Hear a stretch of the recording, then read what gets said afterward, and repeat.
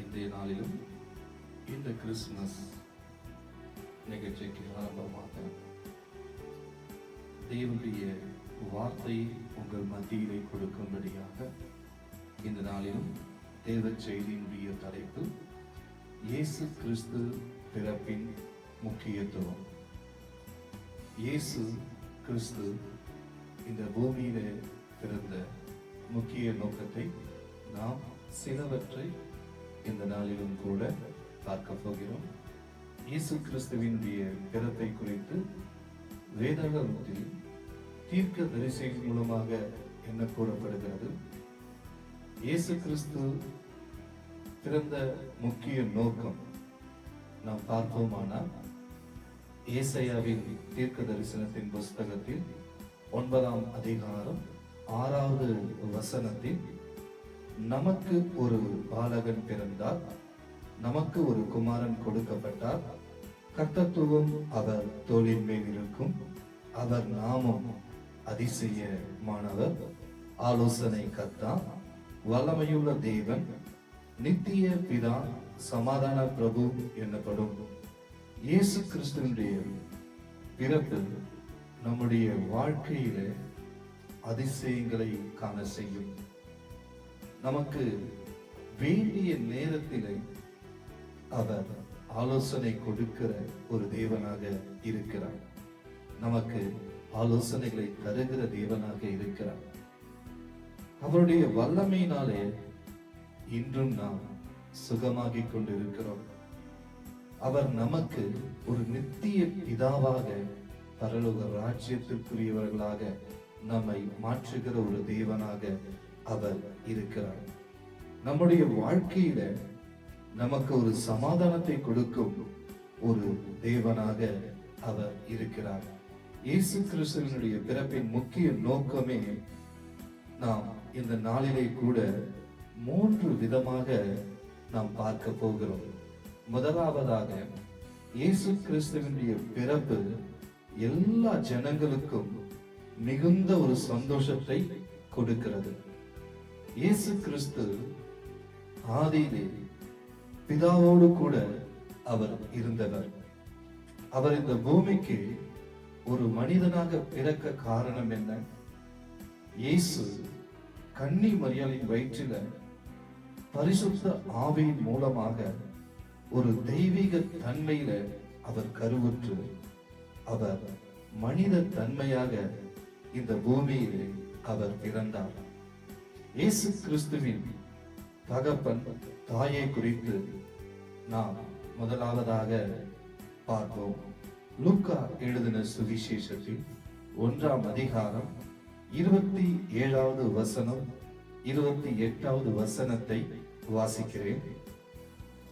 தாவீதின் வம்சத்தானாகிய யோசேப்பு என்கிற நாமமுள்ள புருஷனுக்கு நியமிக்கப்பட்டிருந்த ஒரு கன்னிகையின் இடத்திற்கு தேவனாலே அனுப்பப்பட்டான். அந்த கன்னிகையின் பேர் மரியாள். அவள் இருந்த வீட்டில் தேவதூதன் பிரவேசித்து, கிருபை பெற்றவளே வாழ்க, கர்த்தர் உன்னுடனே இருக்கிறார், ஸ்திரீகளுக்குள்ளே நீ ஆசீர்வதிக்கப்பட்டவள் என்றான். மரியாள் இருந்த இடத்துல தேவதூதன் பிரவேசித்து அங்கு மரியாளை பார்த்து 28வது வசனத்துல நம்ம வாசித்தது போல 3 காரியத்தை அங்க தேவதூதன் சொல்லுகிறார். ஒன்று, கிருபை பெற்றவரே வாழ்க. 2வது, கர்த்தர் உன்னுடனே இருக்கிறார். 3வதாக, நீ ஆசீர்வதிக்கப்பட்டவள் என்று சொல்லி தேவதூதன் அவரை வாழ்த்துகிறார். 31வது வசனம் இவ்விதமாய் சொல்லப்படுகிறது. இதோ, நீ கர்ப்பவதியாகி ஒரு குமாரனை பெறுவாய், அவருக்கு இயேசு என்று பெயரிடுவாயாக என்று சொல்லி ஏசாயாவின் தீர்க்க தரிசனத்தின் புஸ்தகத்தில் சொல்லப்பட்டது போல நம் வாசித்ததுமே ஏசாயாவின் புஸ்தகத்தில் 9ஆம் அதிகாரம் 6வது வசனத்துல நமக்கு ஒரு பாலகன் பிறந்தார் என்று சொல்லி நாம் வாசித்தோம். தேவதூதன் இந்த இடத்துல சொல்லுகிறார், நீ கர்ப்பவதியாகி ஒரு குமாரனை பெறுவாய், அவருக்கு இயேசு என்று பெயரிடுவாயாக என்று சொல்லி சொல்லப்படுகிறது. இயேசு கிறிஸ்து இந்த பூமியில் எந்த ஊரில் அவர் பிறந்தார், எந்த சூழ்நிலையில், எந்த காலகட்டத்தில் அவர் பிறந்தார் என்பதை நாம் பார்க்க போகிறோம். வேதம் சொல்லுகிறது, அவருடைய பிறப்பின் நாட்களில் இருந்து உலகமெங்கிலும் மக்கள் தொகை கணக்கெடுப்பு அந்த நாட்களிலே நடந்து கொண்டிருக்கிறது. அந்த நாட்களிலே அகஸ்வதாயன் என்று ஒரு ராஜா கட்டளையை பிறப்பிக்கிறார். தேசாதிபதியாகி அந்த சீரியா நாட்டில சீரேனியு என்பவர் ஒரு தேசாதிபதியாக அவர் இருக்கிறார். அந்த மக்கள் தொகை கணக்கெடுப்பு முதல் முறையாக அங்கு நடத்தப்படுகிறது. அப்போ மக்கள் தொகை கணக்கெடுப்பதற்காக பதிவு செய்வதற்காக யோசேப்பும் மரியாளும் அவங்க வருகிறாங்க. அவங்க வசித்த அந்த கலிலேய நாட்டில் உள்ள நசரத்தில் இருந்து யூதயா நாட்டில் உள்ள பெத்லகேமுக்கு அவங்க போறாங்க. அப்ப என்ன நடக்குது அப்படின்னா, லூக்கா எழுதின சுவிசேஷம் 2ஆம் அதிகாரம் 6 முதல் 8 வசனம் வரைக்கும் வாசிக்கிறேன். அவ்விடத்திலே அவர்கள் இருக்கையில் அவளுக்கு பிரசவ காலம் நேரிட்டது. மரியாளுக்கு பிரசவ காலம் நேரிட்டது. அவள் தன் முதல் பேரான குமாரனை பெற்று சத்திரத்திலே அவர்களுக்கு இடமில்லாதிருந்தபடியினால் பிள்ளையை துணிகளில் சுற்றி முன்னணியிலே கிடத்தினாள். அப்பொழுது அந்த நாட்டிலே மேய்ப்பர்கள் வயல்வெளியில் தங்கி ராத்திரியிலே தங்கள் மந்தையை காத்து கொண்டிருந்தார்கள் என்று எழுதப்பட்டிருக்கிறது. அந்த வேளையில தான் மரியாளுக்கு பிரசவ வலி ஏற்படுகிறது. அதற்காக ஒரு சத்தத்துக்கு போறாங்க. அந்த இடத்துல போய் இடம் கேட்கிறாங்க. ஆனா இடம் அந்த இடத்துல கொடுக்கப்படவில்லை. பின்பு அவர்கள் ஒரு மாட்டு தொழுவத்துல அங்க போறாங்க. பிள்ளை பிறக்கிறது. அந்த பிள்ளையை துணிகளிலே என்ன பண்றாங்கன்னா சுற்றி அங்க இருக்கக்கூடிய ஒரு தொட்டிலே அவர்கள் முன்னிலையிலே அந்த பிள்ளையை வைக்கிறாங்க. அவருடைய பிறப்பின் முக்கிய நோக்கமே என்னவென்றால், எல்லா ஜனங்களுக்கும் ஒரு மிகுந்த ஒரு சந்தோஷத்தை கொடுக்கதான் இயேசு கிறிஸ்து இந்த பூமியிலே அவர் பிறந்தார். அவர் பிறந்த இடம் ஒரு தாழ்மையின் இடம். அவருடைய பிறப்பே ஒரு அதிசயம் ஆனது. லூக்காவின் புஸ்தகத்தில் 2ஆம் அதிகாரம் 9வது வசனத்திலே இருந்து 12வது வசனம் வரைக்கும் வாசிக்கிறேன். அவ்வேளையில் கர்த்தருடைய தூதன் அவர்களிடத்தில் வந்து நின்றான். கர்த்தருடைய மகிமை அவர்களை சுற்றிலும் பிரகாசித்தது. அவர்கள் மிகவும் பயந்தார்கள் என்று எழுதப்பட்டிருக்கிறது. அந்த மேய்ப்பர்கள் தன்னுடைய மந்தையை அவங்க காத்துட்டு இருக்கிற வேலையில திடீர்னு ஒரு பிரகாசம் அந்த இடத்துல வரும்பொழுது அந்த மேய்ப்பர்களுக்கு ஒரே ஆச்சரியமாக இருந்து அதே நேரத்தில் ஒரு வகையான பயம் அவர்களுக்குள்ளாக வந்தது. 10வது வசனம் விதமாய் சொல்லப்படுகிறது. தேவ தூதன் அவர்களை நோக்கி, பயப்படாதிருங்கள், இதோ எல்லா ஜனத்துக்கும் மிகுந்த சந்தோஷத்தை உண்டாக்கும் நற்செய்தியை உங்களுக்கு அறிவிக்கிறேன். 11வது வசனம் விதமாய் சொல்லப்படுகிறது. இன்று கர்த்தராகிய கிறிஸ்து என்னும் இரட்சகர் உங்களுக்கு தாவீதின் ஊரிலே பிறந்திருக்கிறார். 12வது வசனத்தில், பிள்ளையை துணிகளில் சுற்றி முன்னணியில் கிடத்தி இருக்க காண்பீர்கள், இதுவே உங்களுக்கு அடையாளம் என்றான். தேவ தூதன் மந்தையை காத்து கொண்டிருந்தார்கள். அப்பொழுதுதான் அந்த இடத்துல மிகவும் ஒரு பிரகாசம் அந்த இடத்துல வந்தது.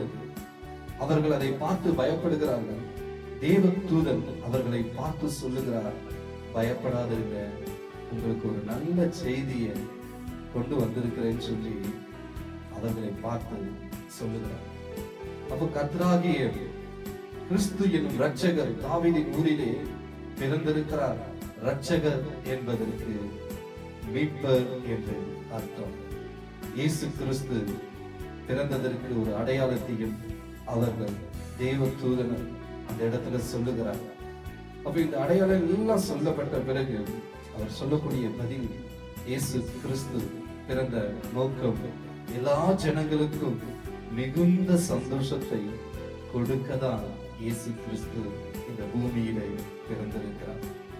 இன்றைக்கு யார் யாருடைய வாழ்க்கையில சந்தோஷத்தை இழந்து, சமாதானத்தை இழந்து, நிம்மதி இழந்து தவித்துக் கொண்டிருக்கிறீர்களோ, எல்லாருடைய வாழ்க்கையிலும் இயேசு கிறிஸ்துவினுடைய பிறப்பின் முக்கியத்துவமே எல்லா ஜனங்களும் மிகுந்த சந்தோஷமாக இருக்கவே இந்த பூமியிலே இயேசு கிறிஸ்து பிறந்திருக்கிறார். நாம் இரண்டாவதாக பார்க்க போகிற காரியம், இயேசு கிறிஸ்துவினுடைய பிறப்பு பாவத்தில் இருக்கிற ஜனங்களுக்கு ஒரு மீட்பை தருகிற ஒரு தேவனாக அவர் இருக்கிறார். மத்தேயு எழுதின சுவிசேஷம் 1ஆம் அதிகாரம் 21வது வசனத்தை நாம் பார்ப்போமானால், அவன் ஒரு குமாரனை பெறுவார், அவருக்கு இயேசு என்று பெயரிடுவாயாக, ஏனெனில் அவர் நமது ஜனங்களின் பாவங்களை நீக்கி அவர்களை ரட்சிப்பார் என்றார். அவர்களை விடுதலை ஆக்குவேன் என்றார். இயேசு கிறிஸ்து இந்த பூமியில் பிறந்த முக்கிய நோக்கமே பாவ வழிகளில் போய்கொண்டிருக்கிற ஒவ்வொருவரையும், பாவத்தில் இருக்கிற ஜனங்களை அவர் மீட்கவே இந்த பூமியிலே பிறந்தார். 1 தீமோத்தேயு 1ஆம் அதிகாரம் 15வது வசனத்தின் முற்பகுதியை நாம் பார்ப்போமானால், பாவிகளை ரட்சிக்க கிறிஸ்து இயேசு இந்த உலகத்தில் வந்தார் என்று எழுதப்பட்டிருக்கிறது.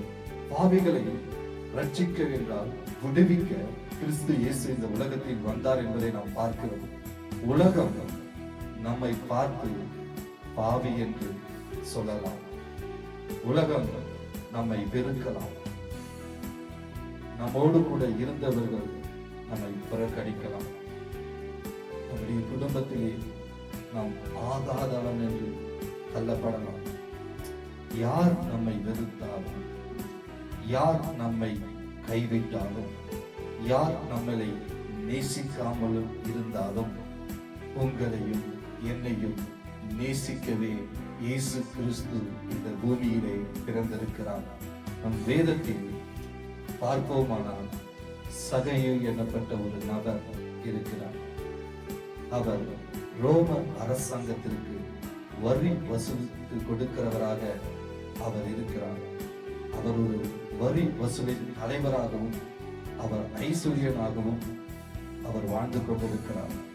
அவரை உலகம் வெறுத்தது, அவரை உலகம் பகைத்தது, அவரை உலகம் பாவி என்று சொன்னது. ஆனாலும் அந்த சகையுடைய இருதயத்தில் இயேசுவை பார்க்க வேண்டும் என்கின்ற ஒரு எண்ணம் தோன்றுகிறது. இந்த எண்ணத்தை கொடுத்தவர் பரிசுத்த ஆவியானவர். அப்படி என்றால் அந்த சகைவை உலகம் எல்லாம் வெறுக்கலாம், பகைக்கலாம், அவரை நேசிக்காம கூட இருந்திருக்கலாம். ஆனால் பாவிகளை ரட்சிக்கவே, பாவத்திலிருந்து விடுவிக்கவே இயேசு கிறிஸ்து இந்த பூமியிலே பிறந்தார். ஒருவேளை சகைவு இயேசுவை குறித்து கேள்விப்பட்டிருக்கலாம், அநேகர் இயேசுவை குறித்து பேசி இருக்கிறதையும் அவர் கேள்விப்பட்டிருக்கலாம். அநேகருக்கு அவர் வியாதியில் இருந்து சுகத்தை கொடுத்த தேவன், அநேக பிரச்சனைகளிலிருந்து அநேகருக்கு ஒரு அற்புதம் செய்த தேவன். அப்படிப்பட்டவரை அவர் கேள்விப்பட்டிருக்க கூடும். லூக்கா எழுதின சுவிசேஷம் 19வது அதிகாரத்தில் 1 முதல் 4வது வசனம் வரைக்கும் வாசிக்கிறேன்.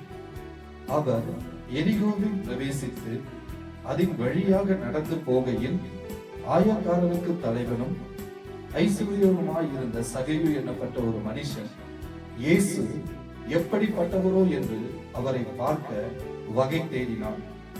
அவர் குள்ளரானபடியால் ஜனக்கூட்டத்தில் அவரை காணக்கூடாமல் அவர் போகும் வழியில் முன்னாக ஓடி அவரை பார்க்கும்படி ஒரு காட்டாத்தி மரத்தில் ஏறினார். சகேயு எனப்பட்ட ஒரு நபர், அவர் குள்ளமான மனுஷனாக இருக்கிறபடியினால் அவருடைய இருதயத்தில் எல்லாம் இயேசுவை எப்படியாவது பார்க்க வேண்டும். எல்லாரும் சொல்லுகிறார்கள், அவர் எப்படிப்பட்டவர், அவர் எப்படிப்பட்டவர் என்று சகேயுடைய இருதயம் முழுவதும் துடிக்கிறது. ஆனாலும் ஜனக்கூட்டம் அதிகமாக இருக்கிறது. அந்த கூட்டத்துக்கு மத்தியில் அவரை நம்ம பார்க்காம போயிடுவோமோ என்று சொல்லி அவரை எப்படியாவது பார்க்க வேண்டும் என்று சொல்லி சகேயுடைய இருதயம் எல்லாம் துடிக்கிறது. அப்பொழுது அங்க இருக்கக்கூடிய ஒரு மரத்தில் அவர் ஏறுகிறார். அவர் ஏறும் பொழுது அவர் தன்னுடைய ஆஸ்தியை பார்க்கல, தன்னுடைய அந்தஸ்தை பார்க்கல, தன்னுடைய பதவியை பார்க்கல. அவருடைய இருதயம் எல்லாம் இயேசுவை நான் எப்படியாவது காண வேண்டும், நான் இயேசுவை எப்படியாவது பார்க்க வேண்டும் என்று ஒரு துடிப்பு அவருடைய இருதயத்தில் இருக்கிறது. சகைவே இயேசுவை எப்படியாவது பார்க்கணும் என்ற எண்ணம் தான் அவருடைய இருதயத்திலே இருந்தது. லூக்கா எழுதின சுவிசேஷம் 19வது அதிகாரம் 5-6வது வசனத்தில் இயேசு அந்த இடத்தில் வந்தபோது அண்ணாந்து பார்த்து அவனை கண்டு, சகையுவே, நீ சீக்கிரமாய் இறங்கி வா, இன்றைக்கு நான் உன் வீட்டில் தங்க வேண்டும் என்றார். இந்த இடத்துல 5வது வசனத்துல நம்ம வாசிச்சோம், சகையு நினைச்சதெல்லாம் நான் எப்படியாவது இயேசுவை பார்க்கணும்னா நினைச்சிருந்தார். ஆனா அவ்வளவு கூட்டத்துக்கு மத்தியிலும் சகையுவை பார்த்து அவர் சொல்லுகிறார், என்ன சொல்லுகிறார்? மறுபடியும் வாசிக்கிறேன். சகையுவே, நீ சீக்கிரமாய் இறங்கி வா, இன்றைக்கு நான் உன் வீட்டிலே தங்க வேண்டும் என்றார். சகையுடைய இருதயம் எப்படி இருந்திருக்கும்? இத்தனை ஜனங்க இருக்கிறாங்க, ஆனா இவ்வளவு பேரை விட்டுட்டு என்ன மாத்திரம் என் பெயரை இட்டு கூப்பிடுறாரு அப்படின்ற ஒரு சந்தோஷத்தினால சகையுடைய இருதயம் எல்லாம் மகிழ்ந்து இருக்கிறது. அவர் நினைச்சதெல்லாம் எப்படியாவது கூட்டத்துக்கு மத்தியில் அவரை நம்ம பார்க்கணும்னு சொல்லி நினைச்ச சகைவை தான் இயேசு கிறிஸ்து அவர் இருதயத்தை பார்க்கிறது. இருதயத்துல அவரை எந்த அளவுக்கு நம்ம தேடுகிறோம் என்பதை அவர் பார்ப்பார். மனுஷன் முகத்தை பார்க்க, தேவாதி தேவனோ நம்முடைய இருதயத்தை அவர் ஆராய்ந்து அறிந்திருக்கிறார். அப்படியாக உடனே 6வது வசனத்தில் என்ன சொல்லப்படுகிறதுனா, அவன் சீக்கிரமாய் இறங்கி சந்தோஷத்தோடு அவரை அழைத்து கொண்டு போனான். சகையு எதிர்பார்த்திருப்பார், இயேசு வீட்டுக்கு வருவாரன் எதிர்பார்த்திருப்பார். இந்த காரியத்தில் சகையுடைய இருதயம் முழுவதுமா மகிழ்ந்தது. எழுதின சுவிசேஷம் 19வது அதிகாரம் 7வது வசனத்தை நம்ம வாசிச்சு பார்ப்போம்னா, அதை கண்ட யாவரும் இவர் பாவியான மனுஷனிடத்தில் தங்கும்படி போனார் என்று முறுமுறுக்கிறார். அங்க இருக்கிற ஜனங்கள் எல்லாம் முறுமுறுக்கிறார். போயும் இயேசு யாருடைய வீட்டுக்கு போகிறார்? ஒரு பாவியான மனுஷன் வீட்டுக்கு போகிறார் அப்படின்னு சொல்லி அங்க இருக்கிறவங்க முறுமுறுக்கிறார். இயேசு பாவிகளை ரட்சிக்கவே, பாவத்திலிருந்து விடுதலை ஆக்கவே அவர் இந்த பூமிக்கு வந்தார். அவர் இந்த பூமியிலே பிறந்தார். லூக்கா எழுதின சுவிசேஷம் 19வது அதிகாரத்தில் 8வது வசனத்தை வாசிக்கிறேன். சகையு நின்று கர்த்தரை நோக்கி, ஆண்டவரே, என் ஆஸ்திகளில் பாதியை ஏழைகளுக்கு கொடுக்கிறேன். நான் ஒருவனிடத்தில் எதனாகிலும் அநியாயமாய் வாங்கினதுண்டால் 4 தன்மையை திரும்ப செலுத்துகிறேன் என்றார். பாவியாக வாழ்ந்து கொண்டிருந்த சகையுடைய வாழ்க்கையில இயேசு வந்த உடனே அவருக்கு ஒரு பெரிய மாற்றம் உண்டாயிற்று. இயேசு கிறிஸ்துவை நாம் உள்ளத்தில் அவரை ஏற்றுக்கொள்ளும் பொழுது நம்முடைய வாழ்க்கையிலும் கூட பெரிய மாற்றங்களை நம்மால் காண முடியும். 9வது வசனம் விதமாய் சொல்லப்படுகிறது. இயேசு அவனை நோக்கி, இன்றைக்கு இந்த வீட்டிற்கு ரட்சிப்பு வந்தது, இவனும் ஆபிரகாமுக்கு குமாரனாய் இருக்கிறான் என்று சொல்லி சொல்லப்படுகிறது. 10வது வசனத்தில், இழந்து போனதை தேடவும் ரட்சிக்கவுமே மனுஷகுமாரன் வந்திருக்கிறார் என்றார். நமது ஜனங்கள் பாவத்திலே விழுந்து பாவத்திலே மறித்து விடக்கூடாது என்று சொல்லிதான் இயேசு கிறிஸ்து இந்த பூமியிலே பிறந்திருக்கிறார். பாவத்தில் இருந்த ஒரு மனுஷன் உலகமே புறக்கணித்தது, உலகமே ஒதுக்கினது. அப்படிப்பட்ட மனிதனை தான் இயேசு கிறிஸ்து தேடி போனார். சகைய இடத்துல அவர் அன்பை மாத்திரம்தான் காண்பித்தார். சகையில் இன்றைக்கு நாம் உன் வீட்டிலே தங்க வேண்டும் என்று சொல்லி சகையிடத்தில் சொன்ன பொழுது சகையுடைய இருதயம் எல்லாம் பூரித்தது. அவருடைய வீட்டுக்கு கொண்டு சென்றார். அந்த இடத்துல சகைவுக்குள் ஒரு மனமாற்றம் வந்தது. யாரிடத்திலாயும் அநியாயமாய் வாங்கினதுண்டா உண்டானால் நாளாத்தனையை நான் திருப்பி கொடுக்கிறேன் என்பதை இயேசு அவரை பார்த்து, நீ இதை கொடு, அதை கொடு என்று சொல்லி எதையும் கேட்கவில்லை. இயேசு கிறிஸ்து நம்முடைய உள்ளத்தில் வரும் பொழுது நம்முடைய வாழ்க்கையிலும் கூட அநேக மாற்றங்களை நாம் காண முடியும். ஹல்லேலூயா, ஹல்லேலூயா. அடுத்தபடியாக மூன்றாவதாக நாம் பார்க்க போகிறது இயேசு கிறிஸ்துவினுடைய பிறப்பு. ஜனங்களுக்கு விரோதமாக பிசாசின் கிரியைகளை அழிக்கவும் ஜனங்களை அதிலிருந்து விடுவிக்கவும் இயேசு கிறிஸ்து பிறந்திருக்கிறார். இயேசு கிறிஸ்து பிறந்த நோக்கமே பிசாசின் பிடியிலே அகப்பட்டு தவித்துக் கொண்டிருக்கிற ஒவ்வொருவரையும் அதிலிருந்து விடுவிக்கவே இயேசு கிறிஸ்து இந்த பூமியிலே பிறந்திருக்கிறார். அவர் பிசாசின் பிடியிலே அகப்பட்ட யாவரையும் அவர் குணமாக்கினார். அப்போஸ்தலர் புஸ்தகத்தில் 10வது அதிகாரம் 38வது வசனம் இவ்விதமாய் சொல்லப்படுகிறது. நசரேயனாகிய இயேசுவை தேவன் பரிசுத்த ஆவியினாலும் வல்லமையினாலும் அபிஷேகம் பண்ணினார். தேவன் அவருடனே கூட இருந்தபடியினாலே அவர் நன்மை செய்கிறவராயும் பிசாசின் வல்லமையில் அகப்பட்ட யாவரையும் குணமாக்குகிறவராயும் சுற்றி திரிந்தார் என்று எழுதப்பட்டு இருக்கிறார். அப்போ இயேசு கிறிஸ்து இந்த பூமியில பிறந்த நோக்கமே அநேகருடைய வாழ்க்கையில நன்மை செய்யவே தான் இயேசு கிறிஸ்து இந்த பூமியில பிறந்திருக்கிறார். பிசாசின் வல்லமையில் அகப்பட்ட யாவரையும் அவர் குணமாக்குகிறவராய் சுற்றி திரிந்தார் என்பதை நாம் பார்க்கிறோம். வேதம் சொல்லுகிறது, 1 யோவானின் புஸ்தகம் 3ஆம் அதிகாரம் 8வது வசனத்தின் பிற்பகுதியை நாம் வாசித்து பார்ப்போமானால், பிசாசுடைய கிரியைகளை அழிக்கும்படிக்கு தேவனுடைய குமாரன் வெளிப்பட்டார் என்று நாம் பார்க்கிறோம். பிசாசுடைய கிரியைகளை அழிக்கும்படிக்கு தான் தேவன் இந்த பூமியிலே பிறந்தார்.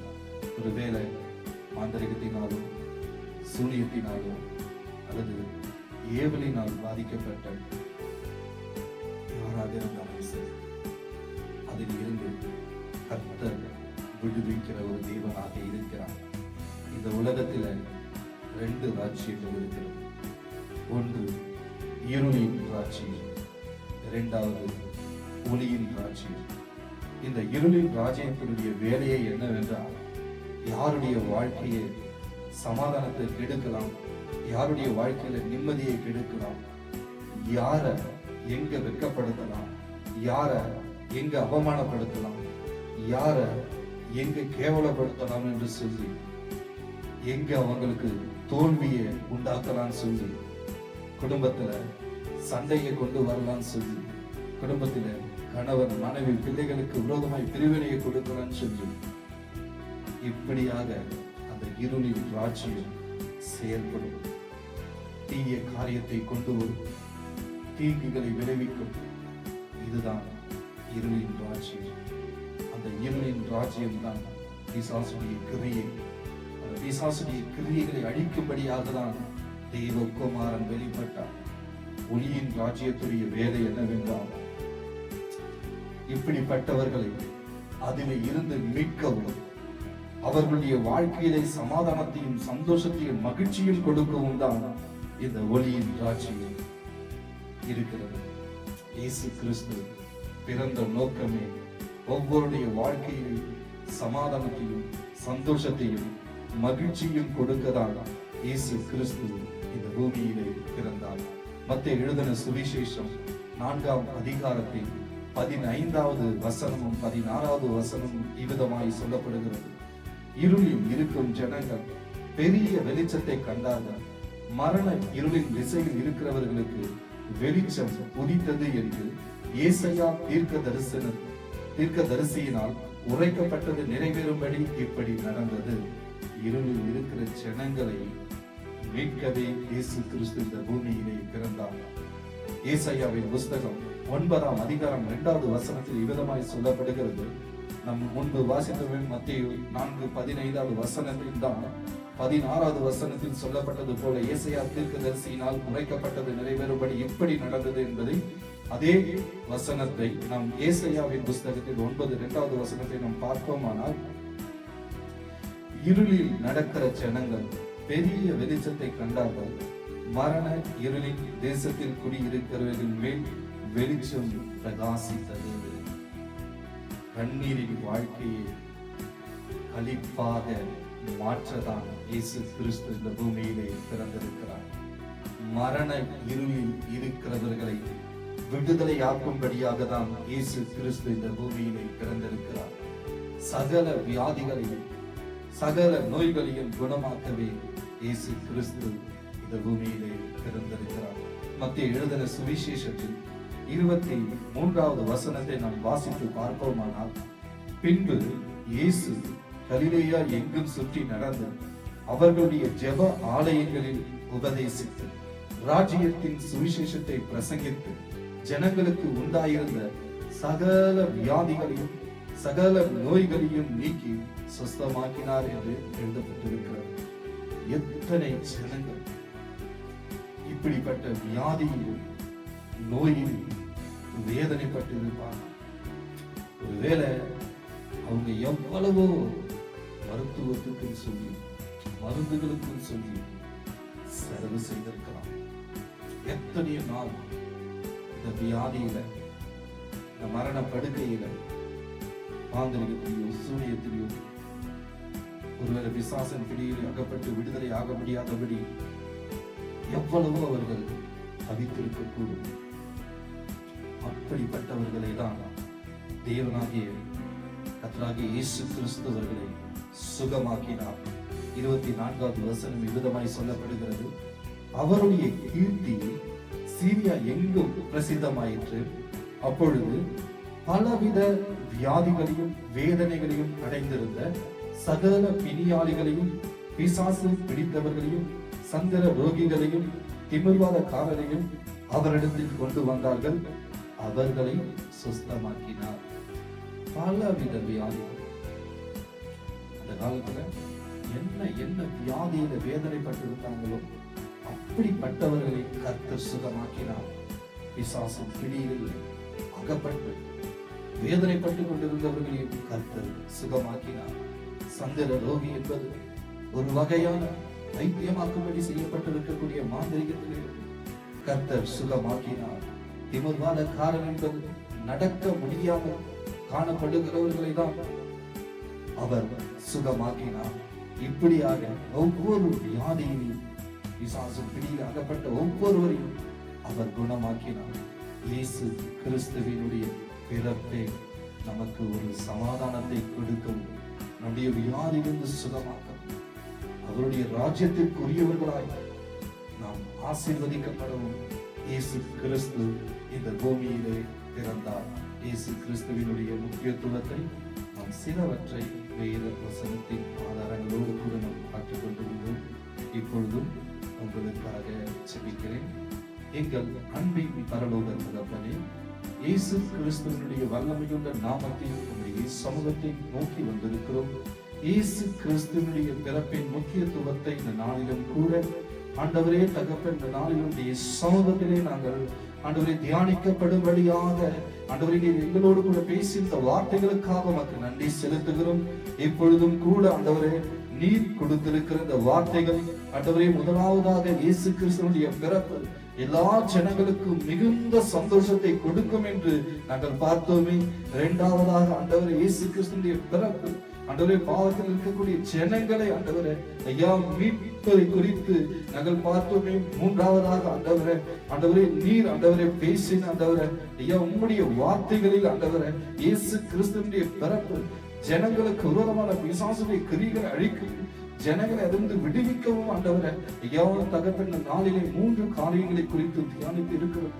இந்த நாளிலும் கூட இதை பார்த்து கொண்டிருக்கிற கேட்டுக்கொண்டிருக்கிற ஒவ்வொருடைய வாழ்க்கையிலும் எல்லா ஜனங்களுக்கும் மிகுந்த ஒரு சந்தோஷத்தை கர்த்தர் கொடுப்பீராக.